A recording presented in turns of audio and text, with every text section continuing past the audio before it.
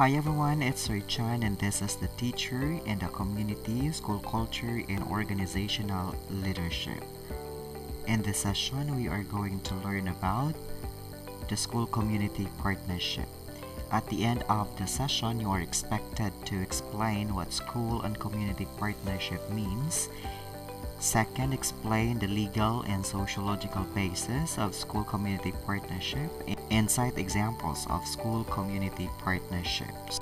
Partnership implies two parties helping each other. Both parties benefit. This means that if a school community partnership exists, both parties benefit from the relationship. Community schools partnerships offers communities the opportunity to support the needs of the children and families in an intentional, enhanced, and supported academic, social, and emotional health experience in school setting, as well as the other local agency and community-based sites. Thus, in the following examples, we will present what the community can do for schools and what the schools can do for the communities in return. What can the community do for schools? The first one is BrigadeEscuela. This is a school maintenance program that has been institutionalized since 2009 when DepEd issued DepEd Order number 100. This is a program that engages all the education stakeholders to contribute their time, effort, and resources in ensuring that public schools facilities are set in time for school opening. If you are familiar with this one, before the start of the school year, your parents, especially when you were in elementary and high school, your parents would go there in school and then to repair all the damages, in particular the chairs, the tables, and then repainting all. So that is the BrigadeEscuela. Next one here is for curriculum development. This means that the community resources. This means that the community can also help in developing the curriculum through the use of the community resources for learning. For example, the museum, the experts in the community, the elders of the communities, for examples, or being the informants when it comes to researches, and of course, when you need a person when there is a kind of seminar in school, so you can ask the community to provide the resource person in that particular speech engagement. The next one here is the work experience program. This is very common that the community can provide us the different establishments where our students can have their practicum, we can have their immersion program. So these are the business establishments and offices in the community which can serve as the training ground. Especially today, we have the senior high school. There are a lot of senior high school offering different tracks and strands. More or less, the community can answer that particular problem when it comes to practicum. They will provide those establishments in order for our students to have their on-the-job training or work immersion. Partner offices, not just in senior high school but also in the tertiary level, can have the opportunities for the students to become familiar with the workplaces, get exposure to the real work, and then for employment simulation, and third, to apply their competencies in areas of specialization, applied subjects in authentic work environment. For our case, in the College of Teacher Education, we have school to school. Okay, we can have our immersion, for example, in public schools, the schools in the barangay, so we can have that one. All right. Next here is for in relation to the work experience program. In this community school partnership, the school can fulfill what the curriculum requires and may improve their curriculum based on the community feedback, and enables the students to undergo hands-on work experience, while community establishments contribute to the formation of graduates who are more ready for life and more equipped for the world of work. So that's really the purpose why we do on-the-job training and work immersion. If you can still remember in the school as a social system, we need feedback coming from the outside environment, and those feedback can serve as input for the next round. Okay, and some schools also call this one as service learning. Okay, next, a benefit or the community can do for schools, of course, for remediation in enrichment classes. There are retired professionals in the community, especially for teaching. There are retired teachers who can more or less be involved in the remediation program of the school. They can be volunteers. Alright, next here is the youth development programs and community service. Okay, the young may involve themselves in youth development programs and develop their skills and talents, learn how to deal positively with peers and adults, and serve as resources in their communities. Okay, these are the programs, examples of community program when you were still in high school, or maybe you had participated in a certain tutorial program. It could be a community reforestation program. I know that you had experienced this prior to graduation when you were in high school, that your advisor asked you to plant trees together with the volunteers, the Department of Environment and Natural Resources. Okay, we have this one, the cleanup drive for here, a cleanup drive or coastal cleanup, assisting in the medical mission. I don't know if you had experienced this one, especially when the school would partner Red Cross. Okay, this just like what we are doing in the College of Teacher Education, that we do extension program. In that sense, the community is there in to be part of the things that we do. Now, the question here is, what can the school do in response or in return to the community? Because the community is done so much for the school. We call it the partnered or the adopted community. Alright, so what can schools do for communities in return? Okay, we have the first one here. According to the DepEd Primer and School Community Partnership, the school can provide venues for community organization meetings, especially if you don't have this huge or spacious barangay hall or court.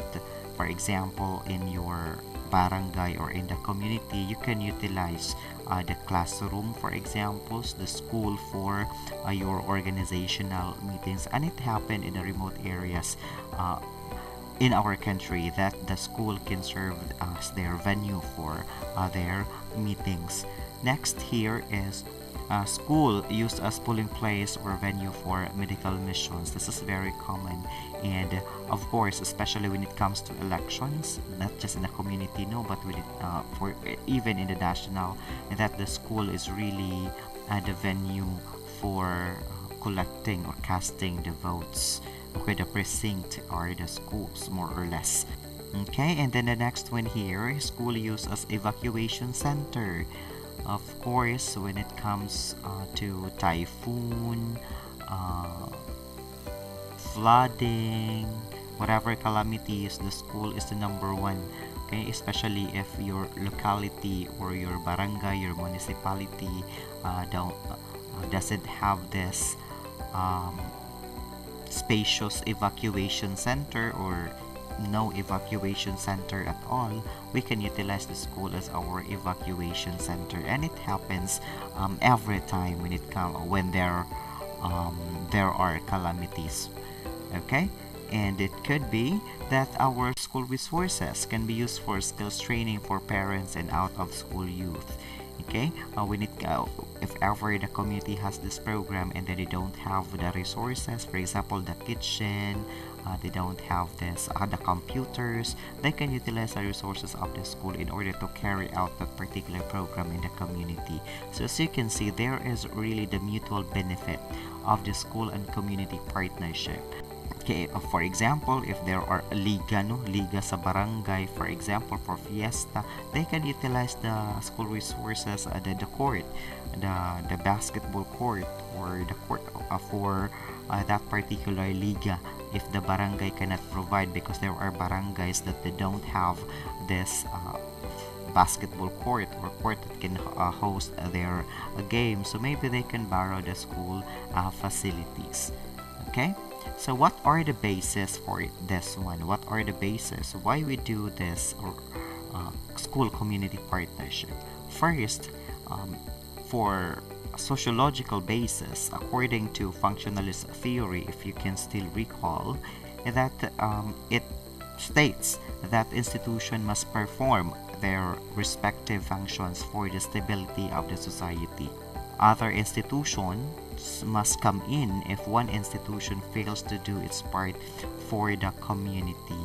Okay, the school cannot do it all. It needs everybody around that particular institution in order for that to work. It is said, according to the African proverbs, that it takes a village to educate a child.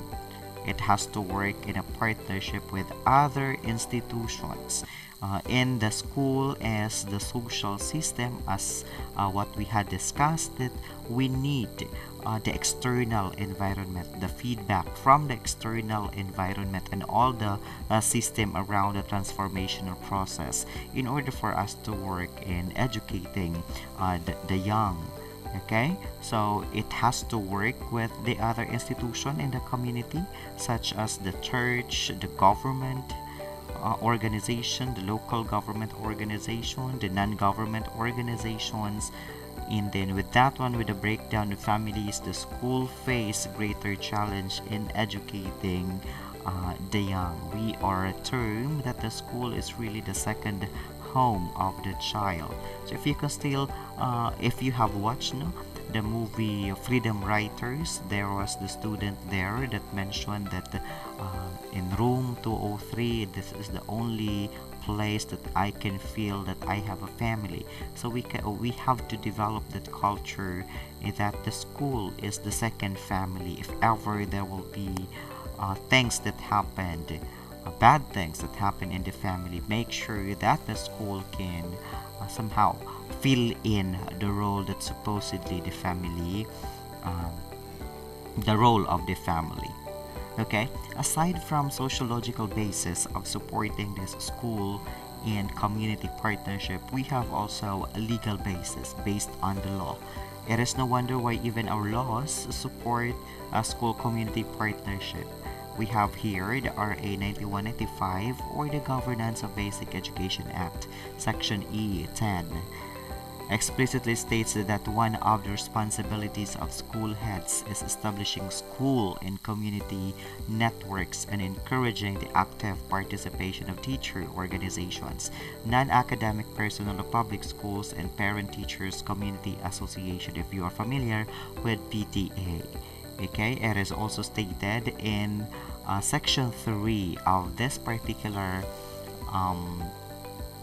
Act, okay, Section 3 of this particular Act, that encourages local initiatives for the improvement of the schools and learning centers. Okay, when there is this positive relationship between the school and the community, there will be a positive effect when it comes to educating our learners. Okay, it is also there in Batas Pambansa bilang 232, or that is also known as the Education Act of 1982, Section 7, which states that every educational institution shall provide the establishment of appropriate bodies through which the members of the educational community may discuss relevant issues and communicate information and suggestions for assistance and support of the school and for the promotion of their common interest.